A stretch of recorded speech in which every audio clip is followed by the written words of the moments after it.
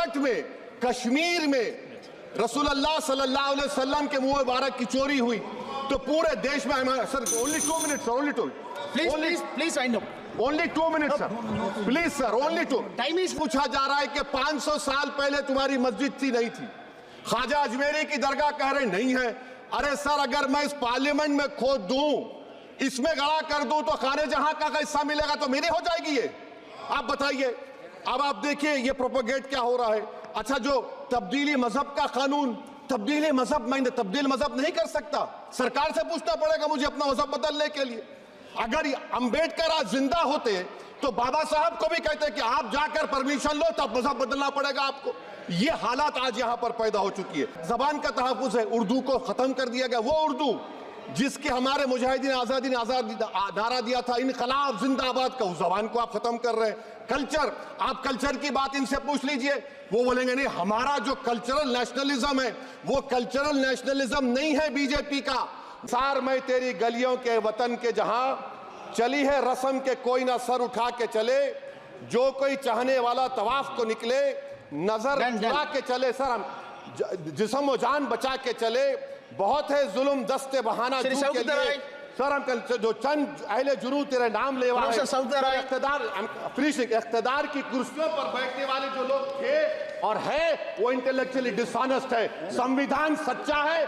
जय भीम। मैं आज इस सदन में पूछना चाहती हूँ मोदी सरकार से, सॉरी 400 पार का नारा फेल होने के बाद एनडीए सरकार से पूछना चाहती हूँ, आप मणिपुर पर देश की जनता से माफी कब मांगोगे? आप किसान आंदोलन में शहीद हुए 700 से अधिक किसानों के परिवारों की माफी कब मांगोगे? नोटबंदी के चलते हजारों लोगों के परिवार और छोटे कारोबार बंद हुए, उसके लिए माफी कब मांगोगे? हाथरस के लिए, उन्नाव के लिए आप माफी कब मांगोगे? आए दिन महिलाओं पर हो रहे अत्याचारों के लिए माफी कब मांगोगे? जो बदलापुर में मासूम बच्चों के ऊपर मोलेस्टेशन हुआ उसके लिए आप कब माफी मांगोगे? जेल में बैठकर अपराधी मर्डर प्लॉट्स गुजरात में सरकार उनको संरक्षण दे रही है, उसके लिए आप कब माफी मांगोगे? खैर ये इनकी हिस्ट्री रही है या इनके डीएनए में है कि माफी सिर्फ खुद को बचाने के लिए अथॉरिटी में बैठे लोगों से मांगते हैं, आम जनता से ये माफी नहीं मांगते हैं। सबको बदलने की मांग की थी। धन्यवाद। आरएसएस महिलाओं को हमेशा पुरुषों से कमजोर समझती है। आरएसएस हमेशा महिलाओं को पुरुषों से कमजोर समझती है। ये अफसोस होता है कि प्रधानमंत्री जी उनके ट्विटर हैंडल फॉलो करते हैं जो महिलाओं को गंदी गंदी गालियां देते हैं। इस बात का अफसोस होता है कि प्रधानमंत्री, हमारे देश के प्रधानमंत्री ये करते हैं। जनवरी 26, 2001 में इन्होंने तिरंगा माना और इतने सालों बाद तिरंगे को नागपुर में होस्ट किया। अध्यक्ष महोदय, जो अन्याय हो रहा है वो बर्दाश्त के काबिल नहीं है। आज हमसे डिस्क्रिमिनेट किया जा रहा है,